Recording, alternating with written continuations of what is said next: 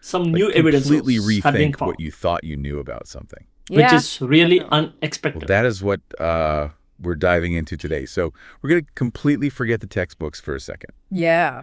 Because we have a theory that we're looking into that is completely like upending the history of the Giza pyramids as we know it. It's a really, really wild theory. It's very interesting, though. Yeah. So, yeah, we're looking at some research here that suggests that these iconic structures that everybody knows about, as the pyramids, Oh, yeah.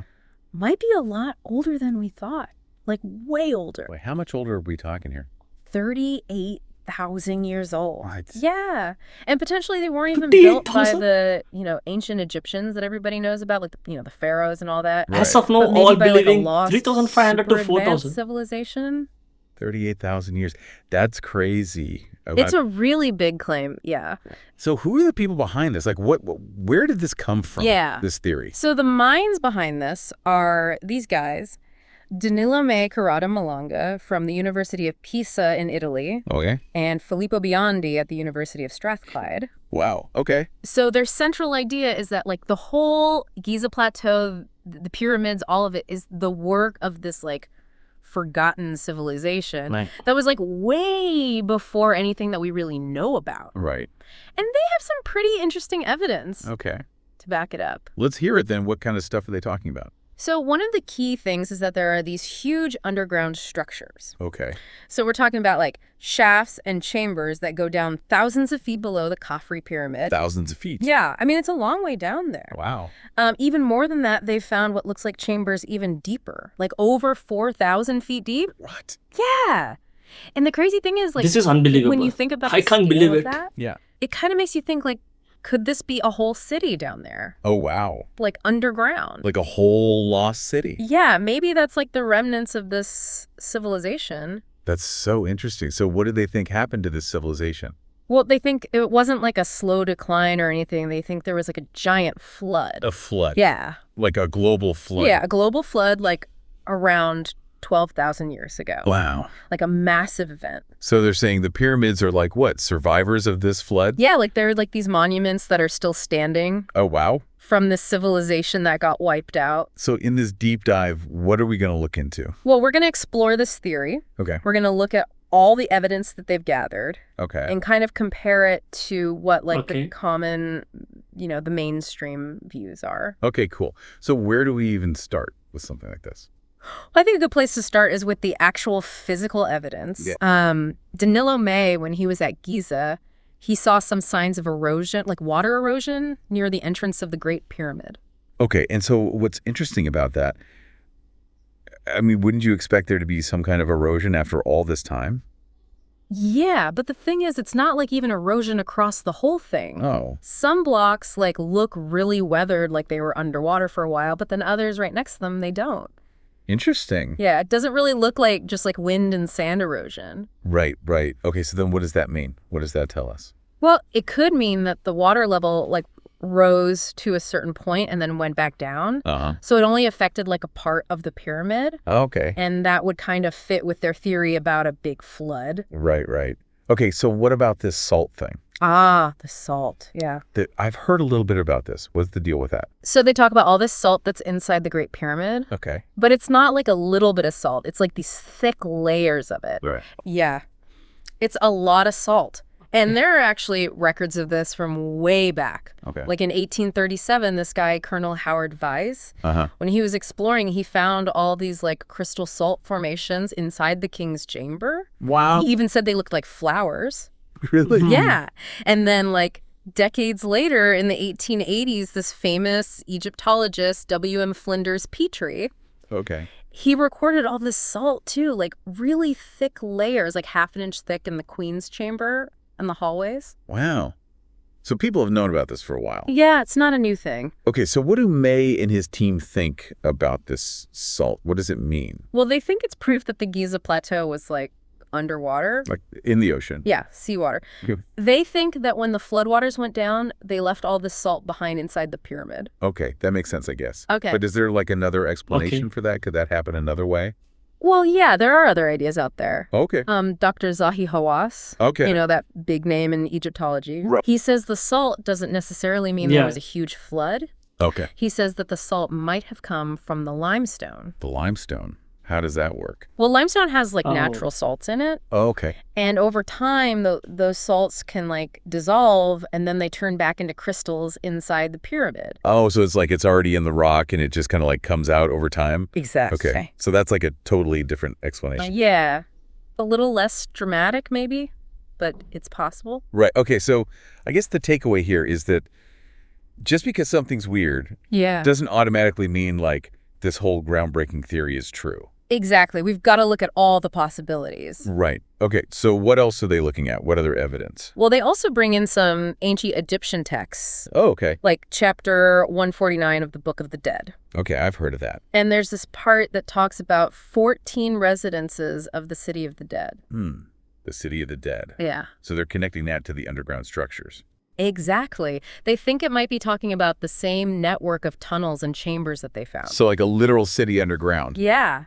They even think it could be the mythical Amenti. Amenti. What's that? It's this important place in ancient Egyptian beliefs about the afterlife. Oh, okay. So it's like a spiritual thing, but they're saying it might be a real place too. Exactly. Wow, that's pretty wild. Okay, so how do the It's pyramids going fit interesting into day by all day. this? Well, they say that the pyramids weren't actually the first things built there. Okay. They think the pyramids were built on top of this already existing underground complex. So they're like sealing off the entrance. Yeah. Wow. That is very different from what we usually think about the pyramids. It is. And they say Maybe. that their scientific So below surveys, city- like using seismic and radar they're data, covering- actually back up this idea. Oh, so Come. they're like looking underground with technology? Yeah, they look at how like sound waves and electromagnetic waves move through the ground, and they think they see signs of big empty spaces and like connected structures down there. It's kind of like how doctors use ultrasound or x-rays, right? Yeah. To see inside the body. Exactly. They're trying to see inside the Giza Plateau. That's really cool. So, okay, now we have to talk about the Hall of Records. Ah, yes. The Hall of Records. Everyone loves a good mystery. Yeah. So what's the connection here? Right. Well, this idea of like a hidden library full of ancient knowledge. Yeah. Maybe even about like advanced civilizations. It's such a cool idea. It is. And people have been talking about it for years. Yeah. But to be honest, most archaeologists think it's probably just a myth. Oh. Like there's no real proof that it exists. Okay. But this team, they're saying that Okay. maybe the structures they found underground are connected to this Hall of Records. Oh, wow. Maybe it's like under the Great Pyramid or the Sphinx. That would be amazing. It would be, but they would need a lot of evidence. Do to you have any convince comments? people of Comment that. it below. Right. So how are they actually finding all these structures underground? Like, what are they doing? So they're using these non-invasive methods like acoustic monitoring, which is basically like listening to sounds in the earth. Wow. Seismic wave analysis, Okay. which looks at how vibrations travel underground. Okay. And photon interaction mapping, which studies how light particles interact with the stuff underground. So they're not like digging or anything? Nope, no digging. It's all done from the surface. That's pretty amazing. It is. But are these methods reliable? Like, can they really tell us what's down there? That's where things get a little tricky Okay. because not everyone agrees with these methods. Okay. Dr. Zahi Hawass, remember him? Yeah, the Egyptologist guy. He's really skeptical about using these methods, especially radar inside the pyramids. Okay. He thinks it can be really hard to interpret that data correctly, Okay. especially in these old structures. Yeah, they're pretty complex. Exactly. So he's not convinced. No. He thinks it needs more scientific proof. Right. And I guess that makes sense. You want to make sure you're getting the right information. Exactly. You don't want to jump to conclusions. Okay. So now we have to talk about the big one. The big one. This is like the craziest part of their theory. Yeah.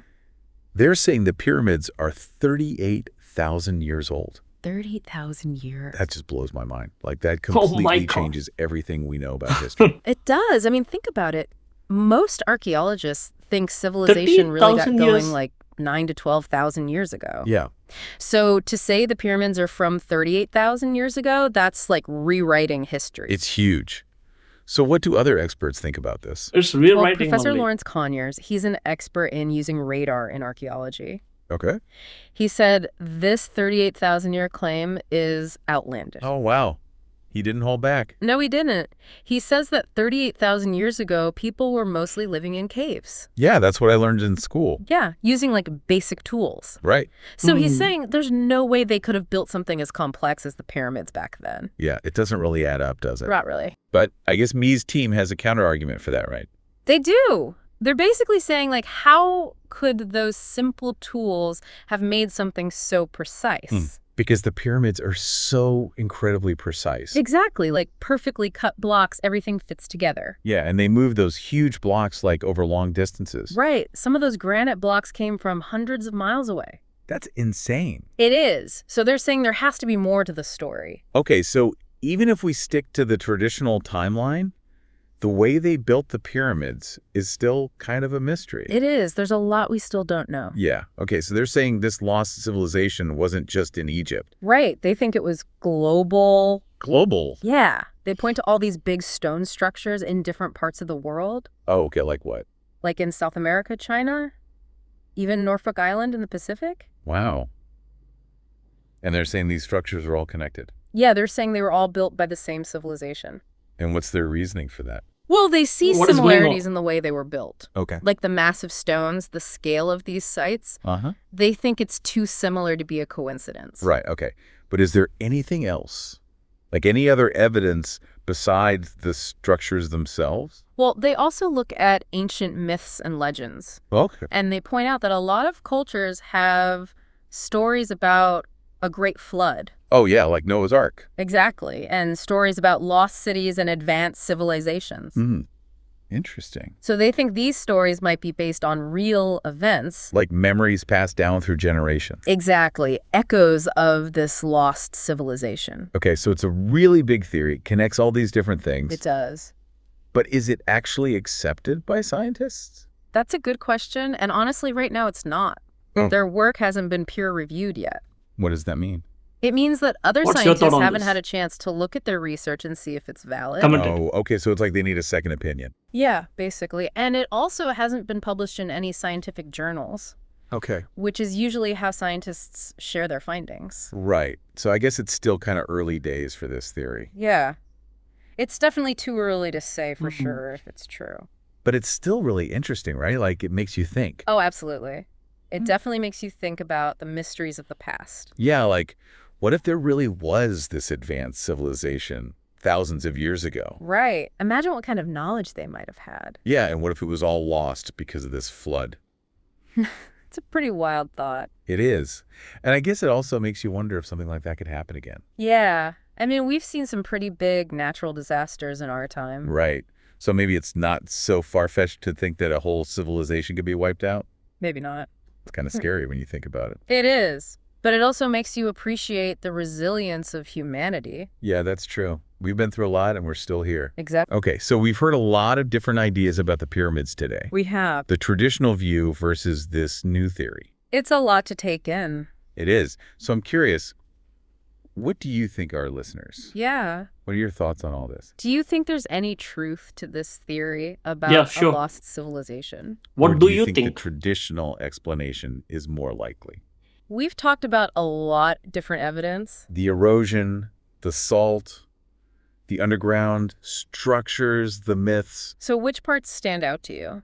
What makes you curious? And what questions do you still have? Because even if this specific theory turns out to be wrong, Yeah. it shows that there's still so much we don't know about the past. Exactly. And there are always new discoveries to be made. So keep exploring, keep asking questions. And who knows? Maybe you'll be the one to uncover the next big secret about the pyramids. Or about our ancient past. The possibilities are endless. Thanks for joining us for this deep dive. And until next time, Keep looking up. keep wondering.